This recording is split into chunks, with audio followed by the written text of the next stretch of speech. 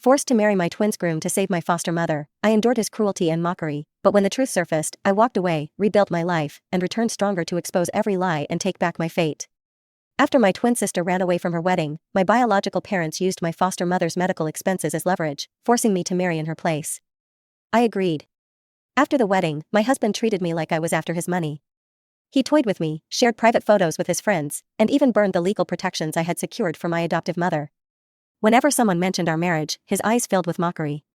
He thought I was eager to marry him, but what he didn't know was that I was counting down the days until my sister's return, the day I would give back the title of Mrs. Hay and walk away. The night before Vanessa's wedding, she landed at 3 a.m. At 2 a.m, Brian was sound asleep. I quietly got up, changed clothes, and left the villa. At the airport, I stood 2 meters away from my biological parents. Mrs. Jang, who once called me daughter, only gave me a complicated look. When Vanessa arrived, looking exactly like me, emotions surged inside me. She had always been the chosen one, selfishly running away, knowing someone else would clean up her mess. As I stood lost in thought, Vanessa approached, a faint contempt in her eyes. "Thank you, sister, for giving me 3 months of freedom," she said coldly. "But now that I'm back, the title should return to its rightful owner."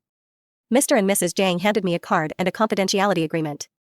In exchange for money, I was to sign, disappear, and never appear before Brian again. Mrs. Jang hesitated. "Emma, do you want to come home?" Before I could answer, Mr. Jang interrupted, saying the money would be enough for a lifetime. I left without looking back. Hearing their laughter behind me, I deposited the payment into my bank account. The card contained not only the Jang family's money but also funds Brian had unknowingly given me. Despite his hatred, he had still provided generously during our marriage, luxury goods, monthly allowances, gifts. I sold most of it and saved every penny. With the money, I got the best treatment for my mother. Her condition improved quickly. My career also took off. I won second place in a design competition, and companies began offering collaborations. Because of the confidentiality agreement, my mother and I couldn't return to the Jang family city. Instead, we settled in North Beijing. I rented a small 2-bedroom apartment with floor-to-ceiling windows.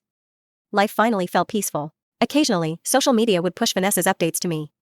In one post, she shared photos of unappetizing dishes she cooked herself. In another, she complained about Brian coming home late, cold, and distant, treating her with indifference. One night, Vanessa posted a video. Their home had been trashed. She admitted in the comments, "He has another woman. I slapped her, and he hit me." I smirked. That woman must be Cynthia, Brian's precious one. 6 months later, my mother finished chemotherapy and recovered well. My career blossomed. One evening, while accompanying my manager to meet a major client, I unexpectedly saw Brian again. He sat at the center of the room, still surrounded by admirers. I tried to leave, but it was too late. "Vanessa," he said coldly, mistaking me for my sister. "What are you doing here?" Frozen for a moment, I realized he didn't know the truth. I had no choice but to play along. "I was worried about you," I said softly. "I'm your wife. Is it wrong to check?" Brian's face darkened. In front of everyone, he raised his hand to hit me, but I stepped back quickly. "Fine," I shouted. "I want a divorce." And without waiting for a reaction, I ran out. Later, I texted Vanessa, briefly explaining what had happened. She bombarded me with voice messages I didn't bother to open. The next morning, she simply texted, "Okay, problem solved, at least for now." That evening, after work, I stopped by a fruit store. There was only 1 box of blueberries left. As I reached for it, another hand appeared at the same time, Brian's. He stared at me intently, scanning my face as if trying to uncover a secret. "What should I call you?" he asked quietly. "Vanessa or Emma?" My hand froze in midair, fingertips barely brushing the box of blueberries. Brian's voice, low and hoarse, cut through the thick silence between us. "Answer me," he demanded. "Are you?" I could feel his eyes drilling into me, desperate, furious, but also frighteningly pleading. I had 2 choices, lie and sink deeper into the mess Vanessa had created, or tell the truth and blow everything apart. I dropped my hand slowly, breathing in the chill of the late evening air. "I don't know what you're talking about," I said, voice steady. "I'm just here to buy fruit." Brian's jaw clenched. His entire body tensed like a coiled spring. "You really expect me to believe that?" he spat. He pulled out his phone, thumb flying across the screen. Seconds later, he shoved the screen in my face. A photo of Vanessa from months ago, a blurred image taken at some high-end event. Her smile was wide, bright, reckless. Mine had never looked like that. "You're not her," Brian said, voice breaking slightly. "You're not the woman who married me 3 months ago." I opened my mouth and then closed it. There was no use pretending anymore. "You're right," I whispered. "I'm not Vanessa." Brian staggered back as if I'd slapped him. For a second, he looked like he couldn't breathe. "You?" He gritted his teeth, struggling to keep his composure. Who are you? I met his gaze head-on, refusing to flinch. My name is Emma, I said. And 3 months ago, I was forced to marry you to save my foster mother's life. The world around us seemed to fall away, the murmurs of other shoppers, the beeping of cash registers, the faint music playing overhead. It was just the two of us, tangled in a story neither of us had wanted but could no longer escape. Brian's face darkened. He grabbed my wrist, not hard enough to hurt, but firm enough that I couldn't pull away easily. Explain, he said. Now.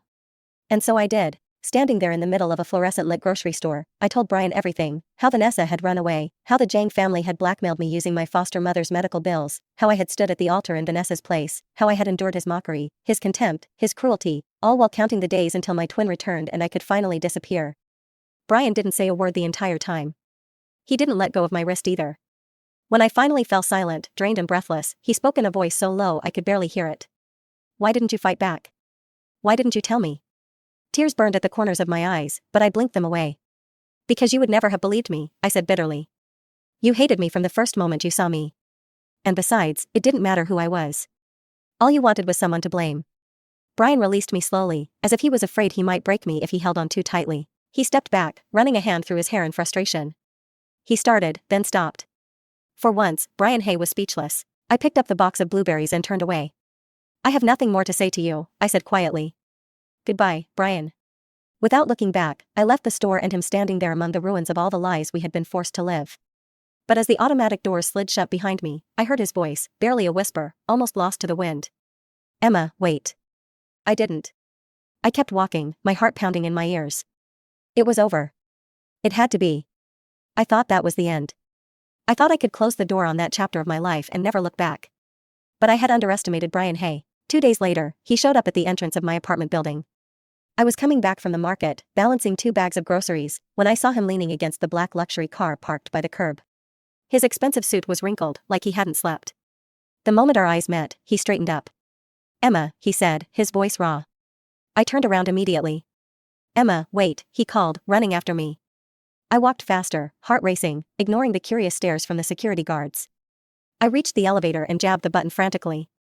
Brian caught up just as the doors opened, slipping inside with me before they closed. We stood in silence as the elevator began to climb. The tiny space seemed to shrink, the air thick with everything we weren't saying. When we reached my floor, I stepped out. He followed. Go away, I said, my voice trembling with anger I hadn't even realized was still inside me. I can't, Brian said simply. I fumbled with my keys, nearly dropping them, but managed to open the door. Before I could slam it in his face, he pressed a hand against it, stopping me. Just 5 minutes, he said. Please. Against every instinct screaming inside me, I hesitated, and that was enough. Brian stepped inside, closing the door quietly behind him. He looked so out of place in my small, warm apartment, like a storm trapped in a glass jar. I dropped the groceries on the kitchen counter and crossed my arms. Talk, I said coldly. Brian inhaled sharply, as if steeling himself for battle. I didn't know, he said. I swear to you, Emma, I didn't know. I know, I said. You didn't care to know. He flinched as if I had slapped him. I treated you horribly, he admitted, voice cracking. I thought you were after my money. I thought you were like them. The word hung between us, heavy with years of betrayal and manipulation he must have experienced before we ever met. I don't care what you thought, I said. You were cruel. You humiliated me. You destroyed the one thing I cared about most. Brian's eyes darkened with guilt. He knew exactly what I meant, the document for my foster mother's medical care that he had burned. I'm sorry, he said. I can't undo what I did. But I can make it right. I laughed bitterly. Make it right? How? By throwing money at me again? He shook his head. No, he said. Not with money, with my life. I stared at him, stunned. I want a second chance, Brian said. Not for Vanessa. Not for anyone else. For you. Silence stretched between us, thick and suffocating. Finally, I spoke, my voice low and trembling. You don't even know who I am, I said. You never tried to. Brian stepped closer, slowly, carefully, as if approaching a wounded animal. Then let me start now, he said. Please, Emma, let me know you. For a long moment, I said nothing. The part of me that had suffered so much wanted to slam the door in his face, to lock him out of my life forever. But another part, smaller, quieter, whispered that maybe, just maybe, he was telling the truth. That maybe not all broken things had to stay broken. I took a shaky breath and looked him in the eye. One chance, I said. That's all you get. Brian's shoulders sagged with relief. He gave a small, almost imperceptible nod. One chance, he echoed. And so, against all odds, a new chapter began, not with trust, not with forgiveness, but with a single fragile thread, hope. Brian didn't barge into my life immediately. He was patient, surprisingly so. The next few days, I caught glimpses of him near my building, a black car parked across the street, a tall figure lingering near the cafe downstairs, pretending to be just another passerby. He wasn't pushing. He was waiting. Waiting for me to decide. Meanwhile, my own life continued moving forward. Work was picking up speed. My mom was steadily recovering, her smiles coming easier, her steps stronger. For once, peace wasn't something I had to fight for. It was just there in small, everyday moments. But Brian's shadow followed me everywhere. One evening, after a long meeting, I stepped into the cafe across the street for a quick coffee. And there he was, sitting alone at a corner table, a coffee cup untouched in front of him, his dark eyes never leaving the door. Our gazes locked. He stood up immediately, as if afraid I might run again. I almost did, but something in his expression, not desperation, not pity, but something quieter, stopped me. I sighed and walked over. "I have 5 minutes," I said. Brian gave a faint, almost imperceptible smile. It was the first real smile I had ever seen from him. "Thank you," he said softly. We sat down. For a moment, we just stared at each other, two strangers trying to find a way across a canyon of mistakes and pain. "I don't expect you to forgive me," Brian said. "I don't deserve it. I just want to be honest now." I didn't answer. I just listened. "I was angry," he admitted. "Not at you. At everything, at my parents, at the people around me, at myself. I didn't want a wife. I didn't want a marriage. And when you showed up, looking exactly like the woman who ran away, I blamed you for everything I hated." He ran a hand through his hair, looking exhausted. "But you stayed," he said. "You endured everything." Quietly. I lowered my gaze, not wanting him to see how his words were reopening old wounds. "I didn't have a choice," I whispered. "I know," Brian said. "And I hate myself for it." Silence stretched between us again, heavy and suffocating. Finally, he pulled something from his coat pocket and slid it across the table. A small velvet box. I hesitated, then opened it. Inside was a necklace, simple, elegant, nothing flashy. A delicate silver chain with a tiny pendant shaped like a feather. "It's not an apology," Brian said. "It's a promise to be better, to be the man you deserve." I closed the box slowly. "I don't know if I can ever trust you," I said honestly. "I know," he said. "But I'll keep trying. As long as it takes." I stood up, heart pounding. "Good night, Brian," I said. He didn't stop me. He just watched me go, his eyes filled not with sadness, but with hope. For the first time, I realized maybe he really meant it. Maybe. Days passed. Brian kept his distance but never disappeared. He didn't flood me with messages. He didn't send extravagant gifts. Instead, he did something much harder. He respected my space. Sometimes I would find small, almost invisible signs of him, a coffee delivered to the office with no name, just the way I liked it, an umbrella left by the building entrance on a rainy afternoon, a bouquet of white lilies, my foster mother's favorite, placed anonymously outside my door. No demands, no pressure, only quiet reminders that he was still there, waiting. I hated how a part of me noticed, how a part of me softened. One evening, my mother and I went for a walk in the small park near our building. She laughed more easily now, her arm hooked through mine, her steps light. "You seem distracted lately," she said, giving me a knowing look. I shrugged. "Work," I lied. She smiled gently. "Some burdens are heavier than others, Emma. You don't have to carry everything alone." I tightened my grip on her arm. I had carried so much for so long for everyone that I didn't even know what it felt like to lean on someone, especially someone like Brian Hay. And yet, as we turned a corner, I spotted him sitting on a bench in the distance, pretending to read a book. He looked up, meeting my eyes briefly. And for once, he didn't approach. He just smiled softly, patiently. Something cracked a little more inside me. Maybe he was serious. Maybe he wasn't the same man anymore. But before I could process what I was feeling, my phone buzzed violently in my pocket. I pulled it out. A message from an unknown number. "You think you've won? You're just a stand-in. Always have been. Always will be." I froze. My mother noticed immediately. "Emma?" I forced a smile and slipped the phone back into my pocket. "It's nothing," I said. "Just work." But my heart was racing. I knew exactly who had sent that message, Vanessa. She wasn't done with me yet. I tried to ignore the message, tried to pretend it didn't affect me. But late that night, as I sat by the window staring at the quiet city lights, I couldn't stop hearing Vanessa's voice in my head. "You're just a stand-in. Always have been. Always will be." I hated how easily she could still get under my skin, how even after everything, a part of me still doubted if I was anything more than someone else's replacement. The next day, I buried myself in work, emails, sketches, meetings, anything to keep my mind busy. It almost worked until the evening when I returned home and found Brian waiting in the lobby. He stood when he saw me, looking uncertain, almost hesitant. "I know I promised to give you space," he said quietly. "But can we talk, just for a minute?" I should have said no. But something in his expression, the raw vulnerability, the fear of losing something he didn't even know he wanted until it was almost gone, made me nod. We walked to a small corner of the lobby, away from curious eyes. Brian shoved his hands into his pockets, clearly struggling with himself. "I heard some things," he said finally, "about Vanessa." I stiffened immediately. "What things?" He shook his head, frustrated. "Not from her directly. Gossip, rumors that she didn't come back because she regretted leaving me, but because her life abroad was falling apart." I swallowed hard. Brian met my eyes. "And that you were the one who paid for her mistakes. You were the one who kept everything from falling apart while everyone else treated you like you were disposable." For a long moment, I didn't say anything. There it was, the truth hanging in the air between us like smoke. "You don't have to say anything," Brian said. "I just needed you to know." "I see it now." "I see you." Something twisted painfully inside my chest. But before I could reply, the elevator dinged, and out stepped Vanessa. She wore a tight designer dress, heavy makeup, and a smile so sharp it could cut glass. "Brian," she said sweetly, as if nothing had ever happened between them.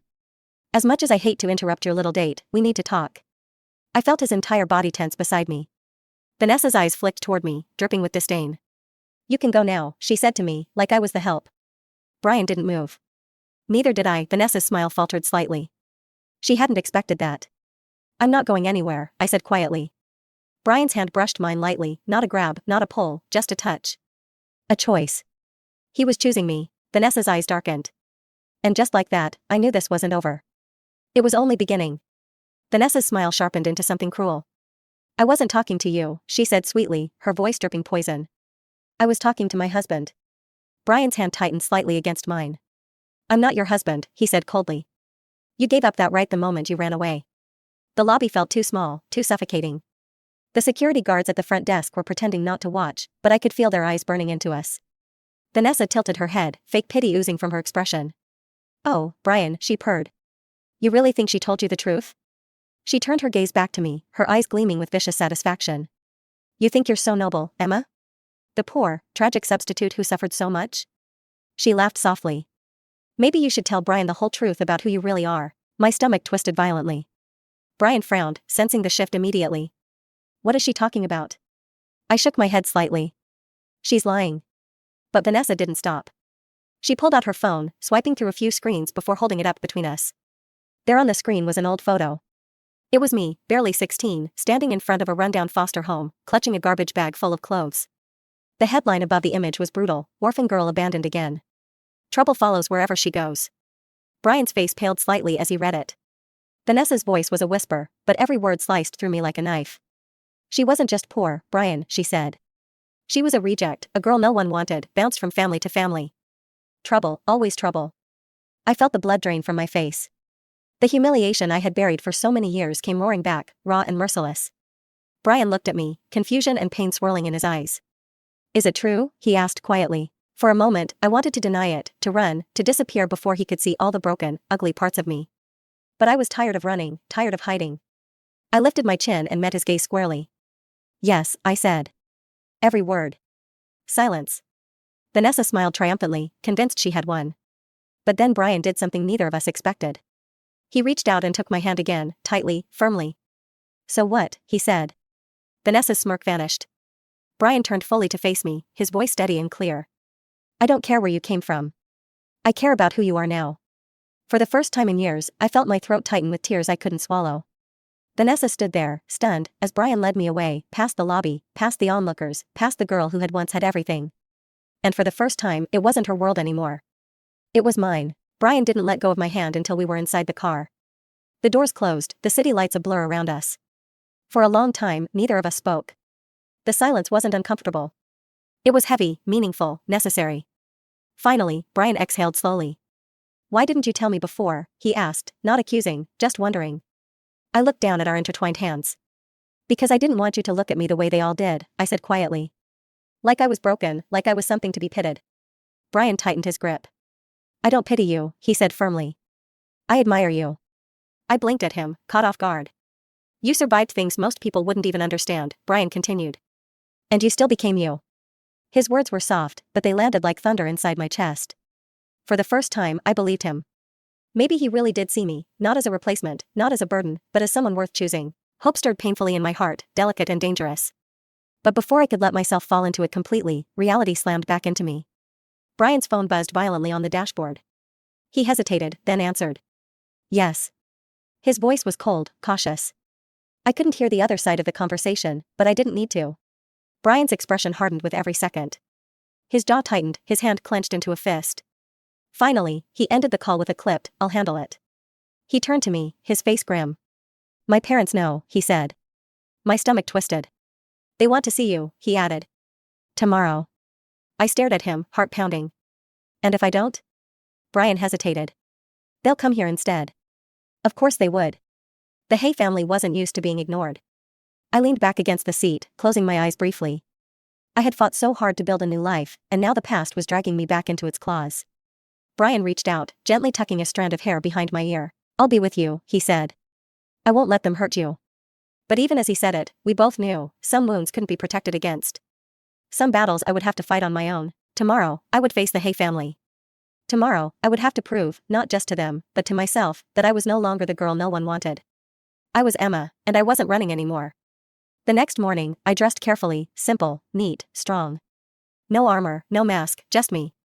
When Brian's car pulled up outside, he got out to open the door for me without a word. There was no fake gentleness, no performative smiles, only a quiet, fierce determination in the way he moved. We drove in silence. The Hay family estate loomed into view, cold and distant, exactly as I remembered it, the perfect stage for judgment. Inside, Mr. and Mrs. Hay were already waiting in the grand sitting room. Mr. Hay stood with his hands behind his back, military stiff. Mrs. Hay sat rigidly on the couch, her sharp eyes raking over me the second I stepped inside. "So," Mr. Hay said, voice like ice, "this is the girl who deceived our family." I opened my mouth to speak, but Brian stepped in front of me. "She didn't deceive anyone," he said calmly. "She was forced into this." Mr. Hay's mouth twisted in disgust. "Forced? Don't insult our intelligence, Brian. She knew what she was doing the moment she put on that wedding dress." Mrs. Hay folded her arms, her voice clipped and cruel. "Girls like her always know how to play the victim." The words hit harder than I wanted to admit. Old insecurities flared up, the feeling of being worthless, disposable, but I stood my ground. "I never wanted your name," I said quietly. "I never wanted your money. I only wanted to save the woman who raised me." Mrs. Hay sneered. "And what a fine job you've done, dragging our family into scandal." I could see it, the headlines they feared, the shame they couldn't bear, the truth they refused to face. Brian stepped closer to me, his presence a shield against their contempt. "You made a deal," he said to his parents. "You used her, and now you're angry because you lost control." Mr. Hay's face darkened dangerously. "You're throwing away your future for her," he snapped.